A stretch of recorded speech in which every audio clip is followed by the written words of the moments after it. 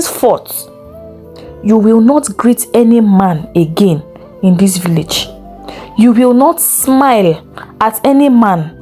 In fact, when a man is coming towards you, you will move to the other side of the road. Do you understand?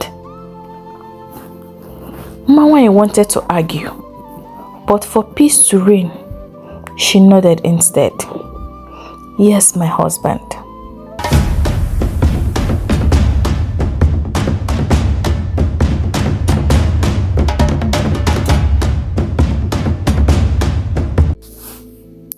Everybody wants to be seen as beautiful. No one wants to be called ugly. Some say that beauty is a blessing.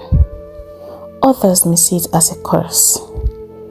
Well, I think however you choose to see it depends on your definition of beauty. My definition of beauty is Mawai. Mawai was a beauty to behold in every single way possible. Her skin glowed like the morning sun. Her eyes sparkled in a way that would make you swear that she was actually smiling. And when she did smile, she had the most beautiful set of pure white teeth. When she moved, it was with so much grace and composure. And when she spoke, she had a voice so soft that it could calm the most troubled mind. But you see, all these features, they are just one minute part of how beautiful Mawai was. The most beautiful thing about her was her heart. She had the purest heart, kind to a fault, and loved with a reckless abandon. Everyone loved her. The village children adored her and would always surround her whenever she walked through the village. Sometimes, she would just gather them in her father's compound and tell them stories, give them little chunks of meat, and most times even food. Her parents were extremely proud to have a daughter like her. Who would not be? And the men in the village, they all wanted to have her as theirs. They all whispered amongst themselves that whoever was able to get Mawai's affection would be the luckiest man alive. In fact, there was a silent competition between these young men. They believed that it was only the wealthiest among them that stood a chance where Mawai was concerned. This was why it came as a shock to all of them when she chose to marry Ezebilo, the son of the village blacksmith. Her parents were shocked when she broke the news to them. What? You want to marry who? Her mother asked, unable to believe what she was hearing. Mawai. Of all the men in this village, all the well-to-do young men in Umobom, men who would do everything and anything to have you, you chose Ezebilo. Ezebilo that cannot afford 3 square meals? Abi, is it iron you want to eat? Tell me. She fired angrily. Mama, Ezebilo and I love each other, and he worked very hard. That is all that matters, she argued gently. And it is love that will give you food, Her mother retorted. Let her be, Obidia, her father interrupted calmly. Mawai is a grown woman and can decide what she wants for herself. If Ezebilo is what she wants, then so be it. That was how the matter was settled. Her mother was totally against it, but what could she do? To the surprise of the whole village, Mawai turned down all the other men who thought they were worthy of her and went ahead to marry Ezebilo. Ezebilo was the happiest man alive. Even he could not believe that Mawai was now his wife. They had been friends from childhood. And when they went from being friends to lovers, they themselves did not even know. Their union was the talk of the village, not because it was flamboyant, but because Ezebulu was poor, very, very poor. So poor that Mmanwanyị had to get married in one of her finest wrappers and beads instead of the traditional ones, which were supposed to be provided by her husband. Where would Ezebulu have seen that kind of money now? All the same, everyone was happy for them. They all celebrated with them and congratulated them. The couple were happy, even though they had nothing. For them, their love was more than enough. It was all that they needed. Or so they thought. Just a few months after their marriage, Ezebulu began to have doubts. He noticed the way people looked at them when he and Mmanwanyị walked hand in hand through the village. He heard the whispers. One day at the market, as he was buying something, he heard two young maidens talking nearby. One of them said, Mmanwanyị does not have this though. I don't even know what she sees in Ezebulu. The other girl laughed and replied, Hey, did they not say that love is blind? Her own love has been blinded now. It has blinded her really well. They both laughed loudly, not knowing that Ezebulu was standing just behind them. That day he went home feeling very sad. He lay on the mat inside their small hut, but he could not even sleep. So many thoughts were troubling him. Was he really that bad? Did people truly look down on him that much? Did Mmanwanyị marry him because she loved him, or did she just feel sorry for him? All these thoughts kept running through his mind, and he had no answers. His heart was heavy. The next day, he decided to talk to his closest friend Amaechi. My brother, he said, I don't even know what to think again. Is it because I'm poor that people believe I don't deserve someone like Mmanwanyị? Amaechi laughed. Ezebulu, you are funny.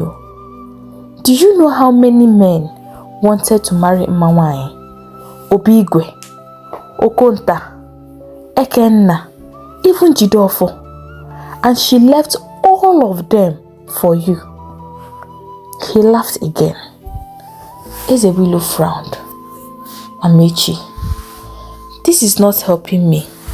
What do all these people have to do with my problem? Amaechi's face changed. He now spoke seriously. Ezebulu, it has everything to do with you though. Let me tell you the truth. Come to think of it, who in his right mind will see yam and decide to eat grass? Look, everyone in this village knows that Mmanwanyị is very kind-hearted. She only married you out of pity. She did not want to hurt your feelings. But one day, when hunger starts dealing with her, she will run away and leave you. Agba, Amaechi, how can you say such a thing? I thought you were my friend. Ezebulu interrupted. I am your friend though, Amaechi said calmly, and that is why I am telling you the truth. You know your work doesn't bring much money. So tell me, how do you plan to take care of her? You think the men in this village have stopped looking at her? My brother, shine your eyes. You are sitting inside water and soap will still enter your eyes. That was when the real trouble began. Amaechi had planted a dangerous thought in Ezebulu's heart, and that thought began to grow like a seed. Ezebulu became restless. Day and night, he kept thinking about what Amechi said. Slowly, he began to feel very unhappy and unsure of himself. He did not smile as much anymore. He no longer looked at Mmanwanyị the way he used to. Mmanwanyị noticed the changes. She tried to talk to him. "My husband, is something bothering you?" she asked. But his answer was always the same: nothing. Even though she continued to smile outwardly, Mmanwanyị too began to worry in her heart. And from there, things got worse. Ezebulu started seeing problems where there were none. Every time he and Mmanwanyị went out together, he always came back angry. Sometimes it was because a man greeted Mmanwanyị too casually. Other times, it was because someone smiled at her too much in a way he did not like, or looked at her for too long. And sometimes, it was because the men greeted her and ignored him. The love and peace in their home slowly began to disappear. Mmanwanyị became very uncomfortable. She no longer felt happy. Things started to become tense between them. And then one day, Mmanwanyị returned from the market later than usual. She met Ezebulu seated outside their hut. His face was harder than a rock. Immediately she came in, he flared up. "Where are you coming from at this hour?" Mmanwanyị's smile died on her lips. My husband. Today was very slow at the market though. I barely finished selling my vegetables. I had to dash out. Do I look foolish? Ezebulu cut her short. Do I look foolish, Mmanwanyị? I'm asking you. Fear gripped Mmanwanyị. She stepped back cautiously. Ezebulu, what has come over you? Why are you shouting at me? I was just explaining to you that market was slow today. I did not finish selling early. Ezebulu laughed sarcastically, shaking his head. Mmanwanyị, I've seen that you have no regards for me. Oh, you think I don't know what is happening here? So you've started sneaking around with men, Okwaya? Mmanwanyị was shocked. What does that even mean? How can you even think of a thing like that? Ezebulu scoffed. So you think I don't have eyes?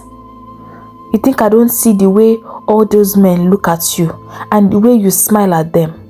I know you are wishing that you married one of them, maybe Jidofo or that Ekenna that is always shining his teeth like a goat whenever he sees you. Now, you are sneaking around behind me and coming back to tell me stories. Mmanwanyị felt like cold water had been poured on her. I saw all these men before I chose to marry you, Ezebulu, she said very calmly. Oh! Ezebulu exploded. So, I should be thanking you for choosing to marry me. I should be happy that you looked upon a poor man like me and chose to marry me. Is that not it? Mmanwanyị took a deep breath. I don't know where all these thoughts are coming from, but the gods know that I will never cheat on you. In fact, may the gods strike me with madness any day I lay with another man. Good, Ezebulu said, nodding his head. Good. That is very good. But henceforth, you will not greet any man again in this village. You will not smile at any man. In fact, when a man is coming towards you, you will move to the other side of the road. Do you understand? Mmanwanyị wanted to argue, but for peace to reign, she nodded instead. Yes, my husband.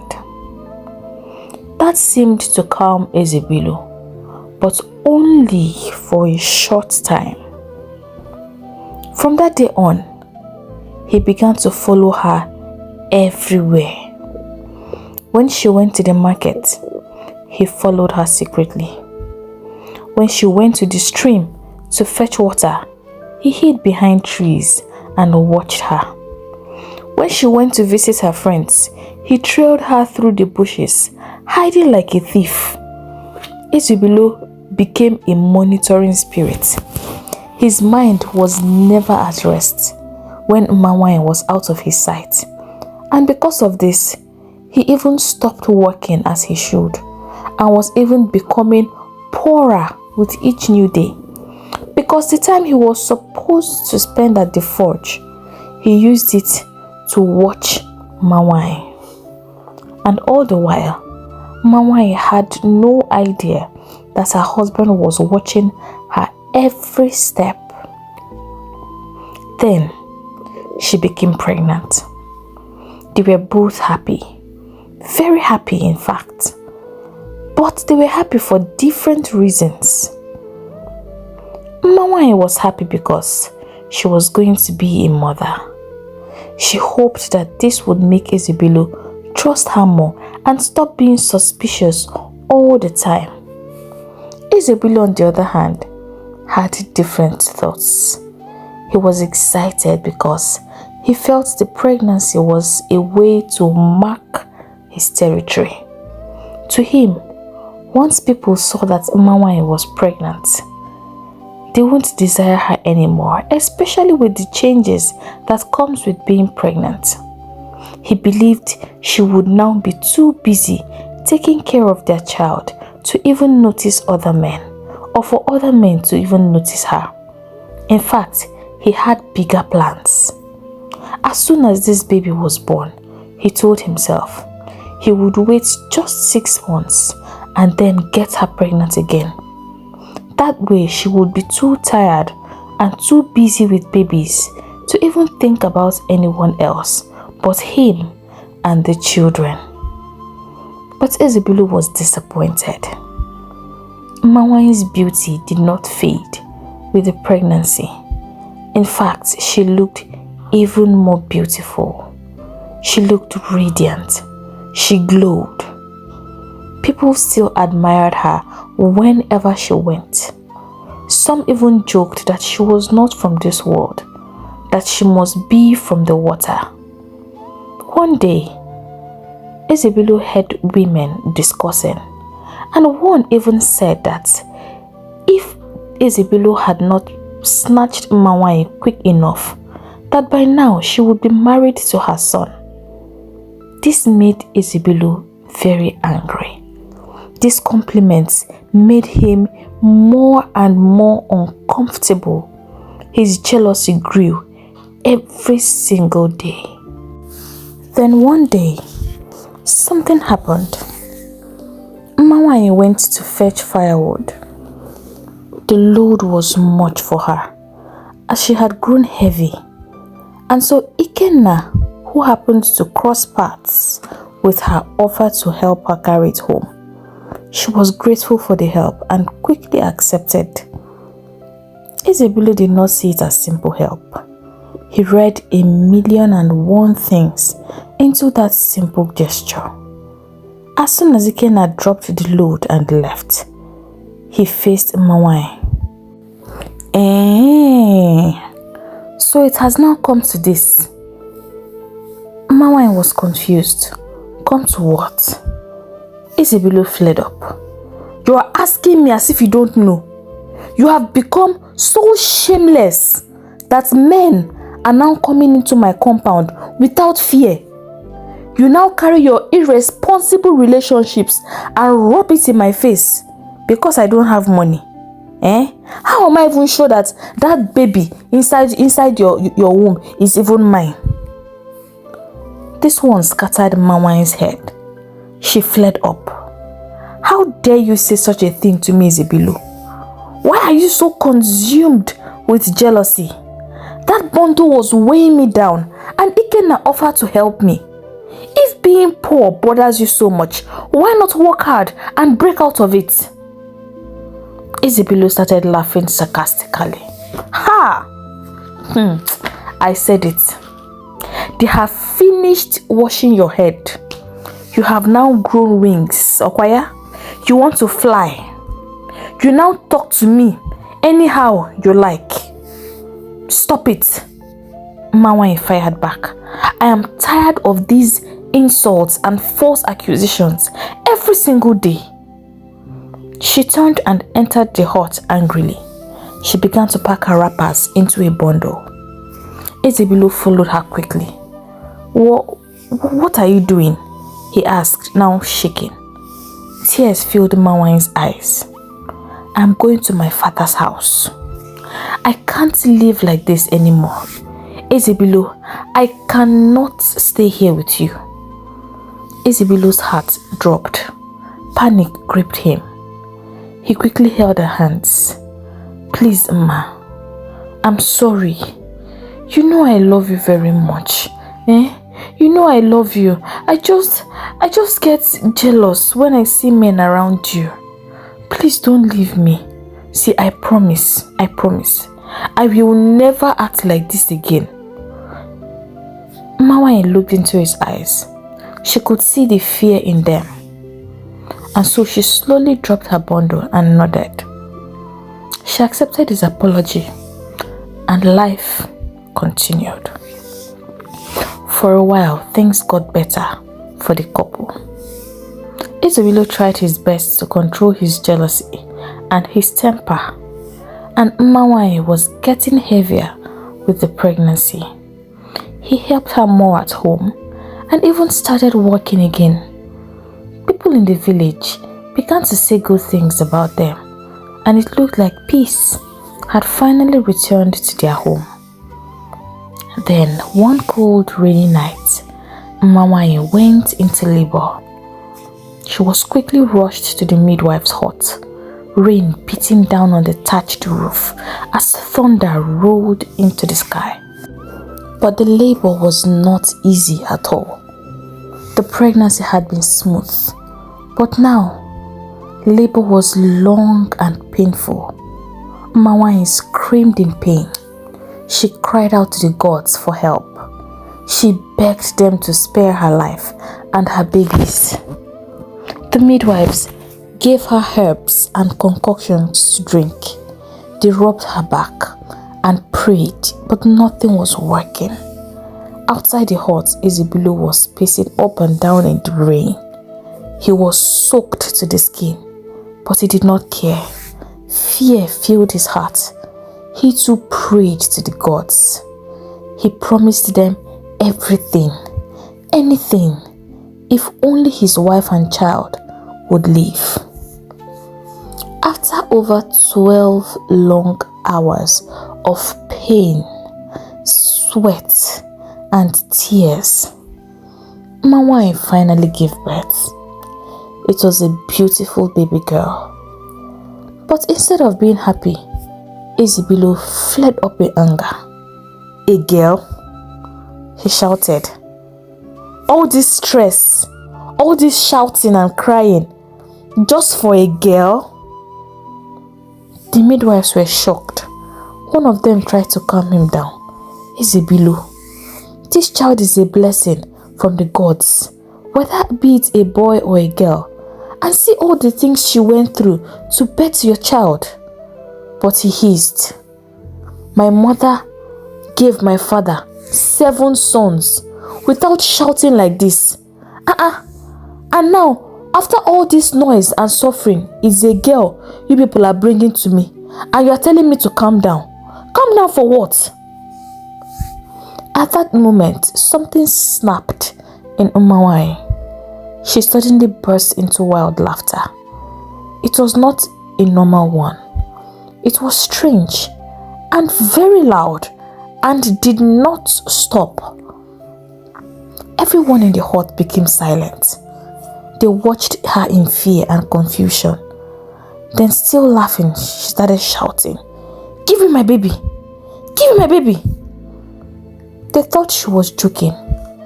But then she began to throw things, basins, stools, anything she could touch.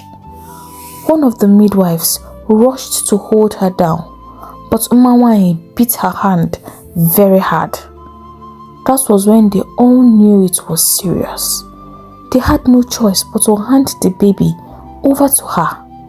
Mmanwanyị grabbed her child tightly, pressing the baby to her chest. She looked around with wild eyes and said, "Don't touch me. Don't touch my baby." She was sweating heavily, shaking. Her eyes looked dangerous. "If you touch my baby, I will bite you. I will bite all of you." Everyone in the hut moved back gently. One thing was now very clear.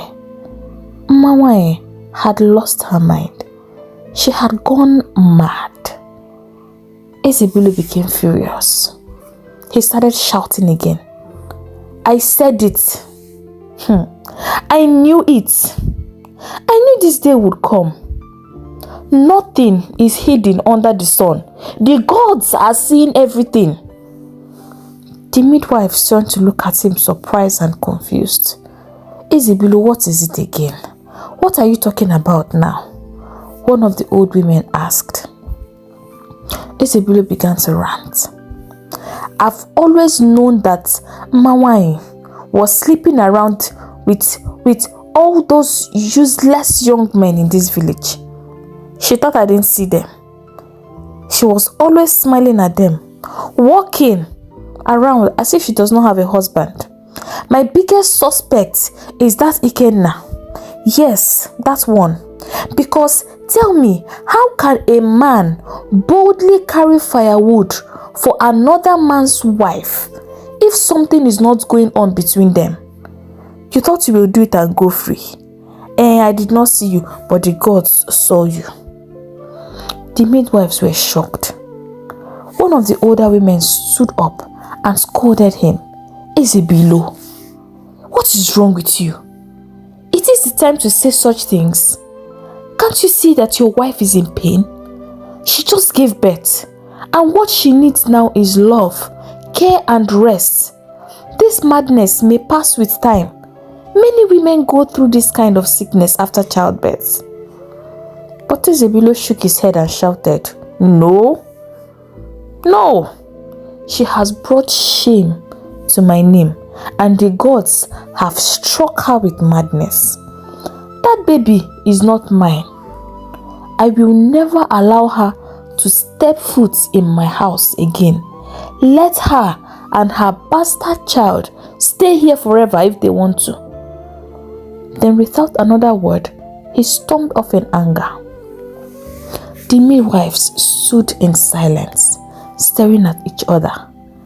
They had never seen such a thing before.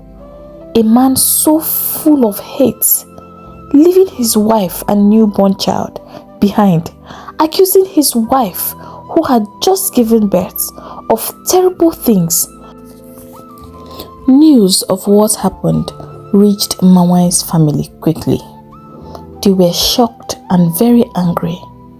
Her father, Mazinduka, went straight to Ezebilo's compound. "What is this I'm hearing, Ezebilo? You abandoned my daughter, my only child, said she is mad, that the child is not your own. Are you out of your senses?"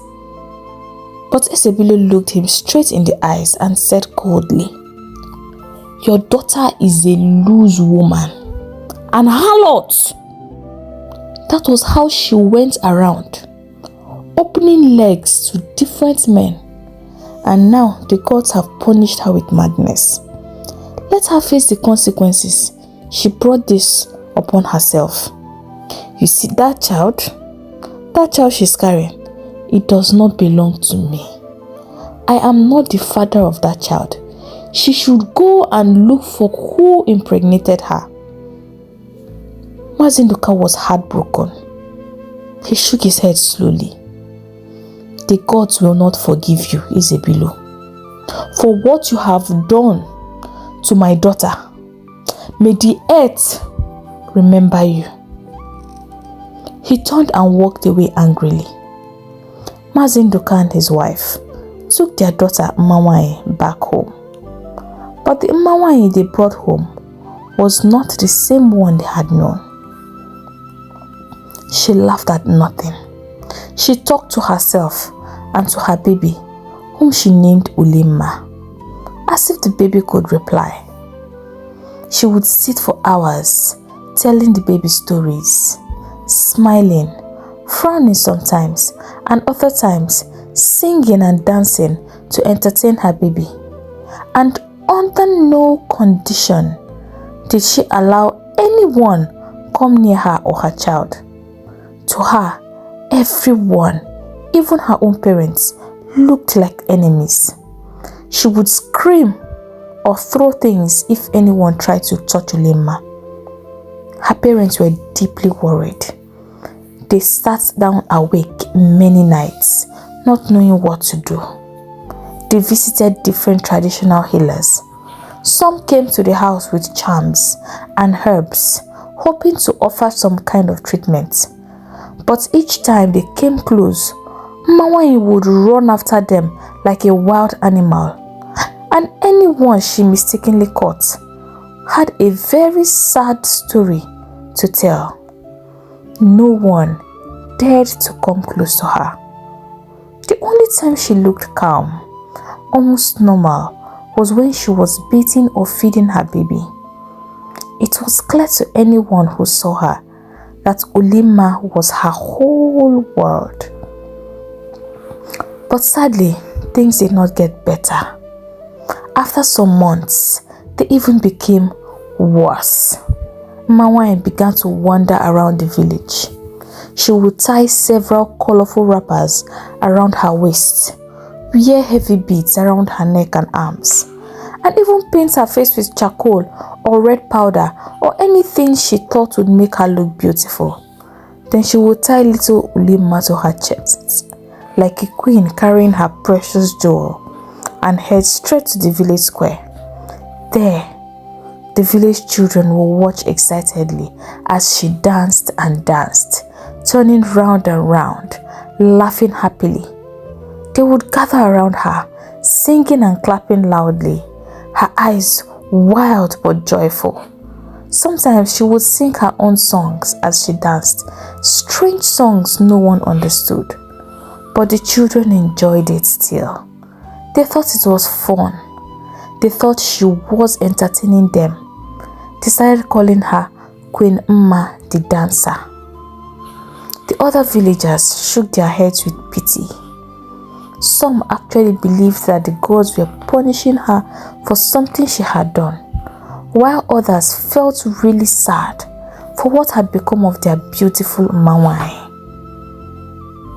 Meanwhile, just a few months after the incident, Ezebilo, with the full support of his family, decided to marry a new wife.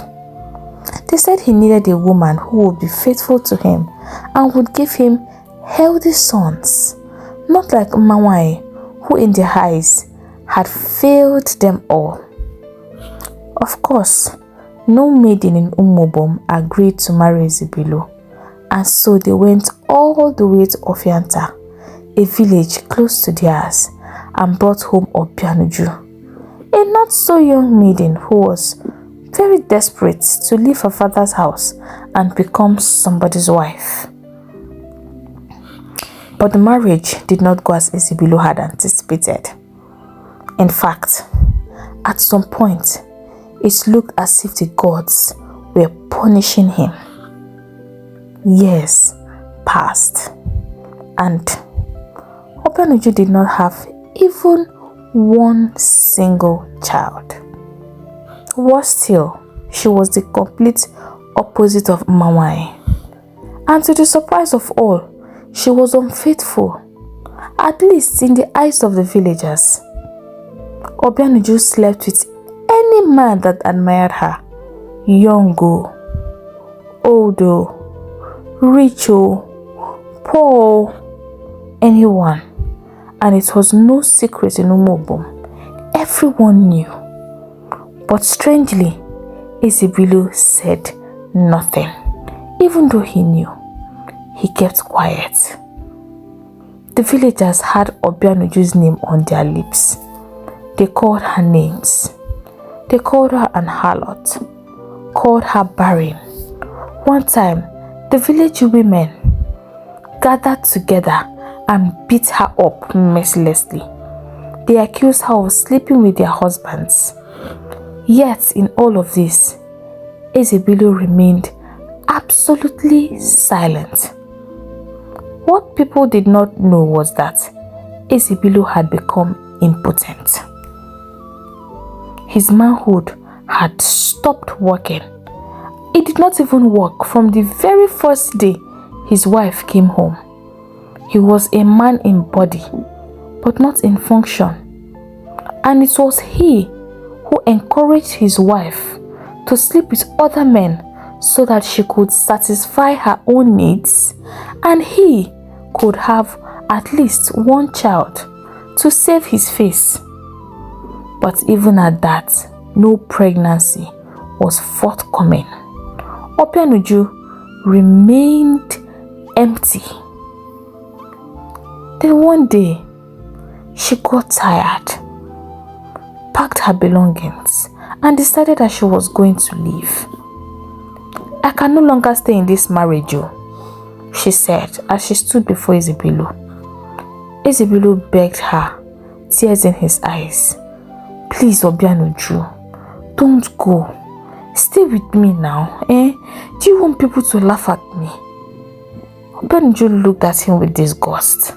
"Stay with you? Stay with you for what?" she asked. "Money you don't have. Your manhood does not even work. What am I staying here to manage? It's as if I'm married to my fellow woman now. And to make matters worse, the whole village sees me as the evil person." She laughed and shook her head. "Ezebilo, I am tired. In fact, my tired is tired. I have been married to you for 12 years. 12 years, Ezebilo. And that thing in between your legs has not worked for one day. Are you not ashamed? Are you not ashamed of yourself? And you call yourself a man? Hey, Biko, reduce your voice now. People will hear you," Ezebilo pleaded. But Obianuju did not want to hear it. "Do I look like I care? Everybody should come and hear it. I need a real man, Ezebilo. A real man. Don't even worry. I found one already. Someone whose thing works like it should. Someone who can satisfy me and take good care of me." Ezebilo had no words. He just stood there in silence and watched as Obianuju packed her things and walked out of his life. That day, Ezebilo sat down alone in front of his hut, thinking about how miserable his life had become. He started asking himself questions. He wondered if what he did to Umanwai was the right thing, if it was the cause of what was happening to him at that time. He wondered if his life would have been any different if he had behaved differently that night. He wondered if the gods had cursed him for abandoning her and rejecting his child in that manner. Yes, his child. He knew.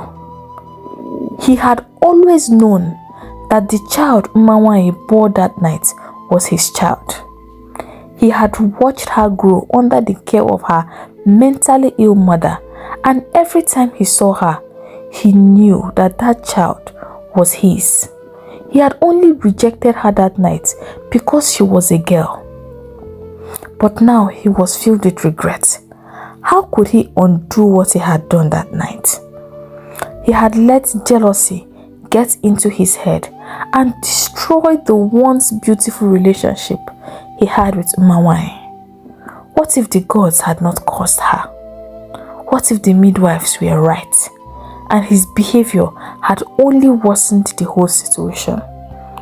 Now Umanwai had gone beyond redemption, but his daughter, Ulimma, She was his only chance at being seen as a man again, and he had to find a way to get her.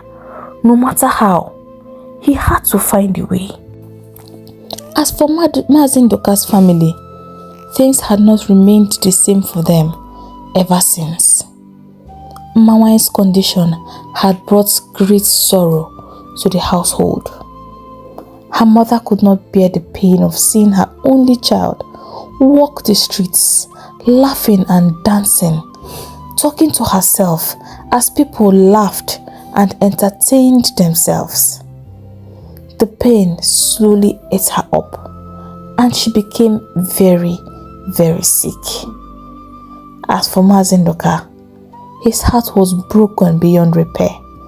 The pain of watching his once beautiful daughter turn into a shadow of herself, his precious wife sick beyond what any medicine man could cure, it was all too much for him to bear. A few years after the terrible incident, Mazi Nduka died quietly. No one knew how it happened. No one knew why. He just slept one day and did not wake up. Rumors started flying here and there. A lot of people were so sure that the family was indeed cursed. They were certain that they had done something terrible to anger the gods. Now, 15 years had passed. Mmawanyi's daughter Olima had grown into a young, beautiful maiden. She was beautiful, even more beautiful than her mother had been at her age. But unlike the other girls her age, Olima never left her mother's side. Neither was she ashamed of her mother's condition. She cared for her mother day and night. Oh, Olima loved her mother deeply. She did not care that the other girls laughed at the way she dressed. Her clothes were often old and torn. Her feet were bare, but none of that mattered to her. Most of the girls in the village did not talk to her. They called her the mad woman's daughter. But that name did not hurt Olima. She had heard it too many times to be bothered. She had grown up knowing it to be moved. The only thing that truly pained her was when someone insulted her mother. If anyone dared to say something bad about Mmawanyi in her presence, Olima would fight. And she did not fight small fights. She fought to finish. One day, something happened that made the whole village respect Olima. A girl named Akweke, who was known as a bully and feared by the other maidens for her sharp tongue, told Olima to her face that her mother was mad because she could not resist opening her legs to any man that smiled at her. She said this out of anger, just because Olima had stood up to her that day and talked back confidently. Akweke only wanted to say something that would hurt Olima deeply, but she did not expect Olima's reaction. In a flash, Olima pounced on her. She beat Akweke so badly that the other maidens present had to rush and pull her away. If they had not come quickly, Akweke may not have survived that ordeal. And if she survived, her limbs may not have remained complete afterwards. But that day, Olima passed a strong message. No one would insult her mother and walk away freely, not while she was alive. Since then, the whole village learned to be careful. Even those who still whispered behind her back kept quiet when Olima was around. Life was hard for them. So hard that even feeding was a big problem. There were days when they had nothing to eat. But Ulima, even as a young maiden, made sure that they survived. Her small shoulders carried big responsibilities. She looked after her sick grandmother, her mentally ill mother, and herself. With what? With almost nothing. Every morning, very early, she woke up before the cock crowed. She would walk around the village, picking up fresh fruits that had fallen overnight. She climbed trees in the nearby bushes to pluck wild fruits, and then she would carry them all to the market to sell. When there was no fruit to sell, she would fetch firewood for people, fetch water for old women in exchange for food or money. And when there was nothing else to do, she begged. The few villagers who still had love in their hearts and who remembered the good Mawai of long ago would sometimes give Ulima small money while her mother danced in the village square to entertain them. That was how they survived, day by day, year by year. One day, something happened that made Ulima's already hard life even harder. That day, she came back from the market in the evening, tired and very hungry. But as she entered the small hut, she saw that the place was scattered. The mats were tossed aside. The cooking pots were broken. And worse, her mother was nowhere in sight. She was gone. She called out, "Mama, Mama." There was no answer. She ran out of the hut, shouting her mother's name, searching every corner of the compound. There was no sign of her mother. She ran into her grandmother's hut. The frail woman lay there as she always did. Her mother was not there. Tears filled Ulima's eyes. She ran out into the village. She checked the village square where Mawai would always be found dancing. But Mawai was not there. She asked everyone she met, "Please, have you seen my mother?" But no one had seen Mawai. No one had any idea where she had gone. After running around the village aimlessly and having no one to run to, heartbroken, Ulima returned home.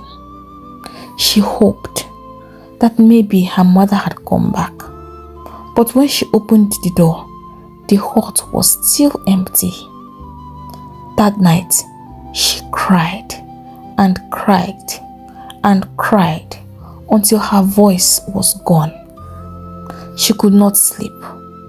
She just sat there in the dark, wondering where her mother had gone, wondering if something bad had happened to her, or if her condition had become so bad that she had wandered away. But she did not believe that. Her mother could not survive without her. Ulima knew that it was her presence that kept her mother in check. She knew that something was terribly wrong. She sat up all night, listening, hoping to hear her mother's voice outside. Then, around midnight, something strange happened. There was a sudden crashing sound in the room. Something had fallen in through the window. Ulima jumped up, her heart racing. For a second, she thought that maybe it was her mother. But then, thick smoke began to fill the room. She coughed and tried to run, but suddenly her whole body began to feel heavy. Her eyes started closing on their own. She tried to keep them open. She begged her body to stay awake, but she was becoming too weak. Sleep was gradually taking over her body. Then she saw their blurry figures, men in masks. They entered the hut quietly. And then she felt herself being lifted off the ground. She tried to scream for help, but her mouth wouldn't move. Her voice was trapped in her head. And then everything went dark. Hey lovers, thank you for listening to this story. If you are new here, welcome to our community. I hope you enjoyed listening to this story as much as I enjoyed creating it. If you have not done so already, please hit the subscribe button, and to support the growth of our community, give this video a big thumbs up. If you know someone who would enjoy a story like this, do not hesitate to share. And if you are curious to find out what happened to Umawai and how Ulima's story unfolds, please turn on your notification bells and you will be the first to know when the next part comes up. Don't forget to leave a comment down below, and I'll see you in my next video. Bye.